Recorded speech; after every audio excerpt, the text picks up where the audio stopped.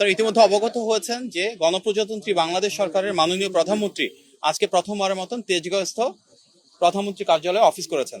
তিনি দেশের একজন সাধারণ নাগরিকের মতন করেই ভিআইপি বলতে আমরা যে জিনিসটা দেখতাম আগে সেখান থেকে সম্পূর্ণ ভেঙে এসে এখানে ঢুকার আগে ট্রাফিক সিগন্যালও ছিলেন, দীর্ঘক্ষণ সেখানে অপেক্ষা করেছেন, অফিসে ঢুকার আগে একটি বৃক্ষরোপণ করেছেন।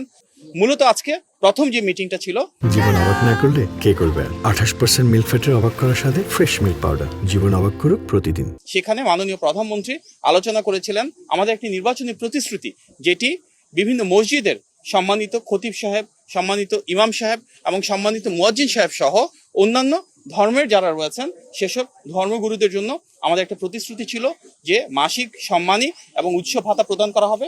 এবং মাননীয় প্রধানমন্ত্রীর নির্দেশে একটি সিদ্ধান্ত গৃহীত হয়েছে যে ইনশাআল্লাহ এই ঈদের আগেই আমরা এটি পর্যায়ক্রমে শুরুর যে প্রস্তুতি সেটি সম্পন্ন করে কিছু কিছু জায়গায় ইনশাআল্লাহ সম্মানিত খতিব সাহেবদের, ইমাম সাহেবদের এবং মুয়াজ্জিন সাহেবদেরকে একটি সম্মানী প্রদান করব ইনশাআল্লাহ। এর পাশাপাশি বিএনপির একটি বড় নির্বাচনী প্রতিশ্রুতি ছিল সারা বাংলাদেশের প্রতিটি মানুষের জন্য যেন মেধার ভিত্তিতে বৈষম্যবিহীনভাবে আমরা কর্মসংস্থান সৃষ্টি করতে পারি।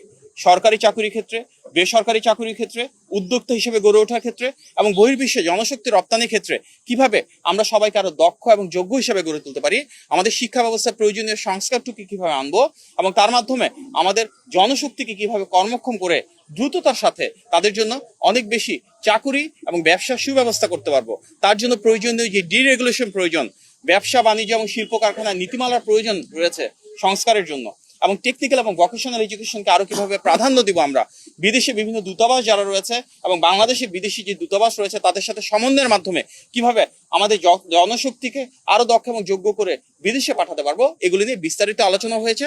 সংশ্লিষ্ট যারা মন্ত্রীবর্গ রয়েছেন, সচিববর্গ রয়েছেন, ওনারা ওনাদের মূল্যবান মতামত প্রদান করেছেন এবং ইনশাল্লাহ খুব দ্রুততম সময়ের ভিতরে জনগণের প্রতি জবাবদিহিমূলক এই রাষ্ট্র ব্যবস্থা, জনগণের ভোটে নির্বাচিত সরকার আমাদের মাননীয় প্রধানমন্ত্রীর নেতৃত্বে আমাদের প্রতিশ্রুতিগুলো বাস্তবায়ন করা শুরু করবে ইনশাল্লাহ।